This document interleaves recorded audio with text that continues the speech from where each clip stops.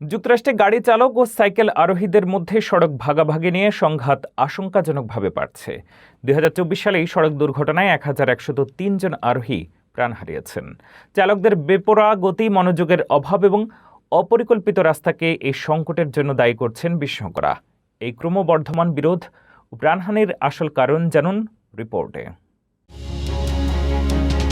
যুক্তরাষ্ট্রে আবারও আলোচনার কেন্দ্রবিন্দুতে এসেছে সড়কে বাইসাইকেল চালক ও গাড়ি চালকদের মধ্যে বাড়তে থাকা সংঘাত। সাম্প্রতিক কয়েকটি ভয়াবহ ঘটনায় দেখা গেছে দুই পক্ষের মধ্যে উত্তেজনা অনেক সময় প্রাণঘাতী রূপ নিচ্ছে। ফ্লোরিডায় একটি ঘটনায় পুলিশ জানায়, এক ব্যক্তি পিকআপ ট্রাক থেকে গুলি ছুড়ে বাইসাইকেল চালানো একদল কিশোরকে লক্ষ্য করেন। এতে একজন আহত হয়।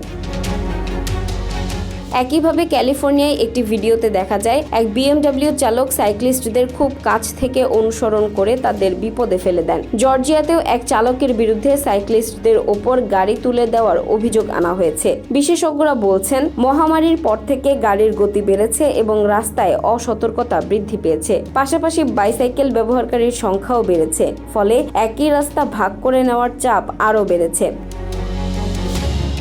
গবেষণায় দেখা গেছে, সাম্প্রতিক বছরগুলোতে প্রাপ্তবয়স্ক পুরুষ সাইক্লিস্টদের মৃত্যুহার উদ্বেগজনকভাবে বেড়েছে।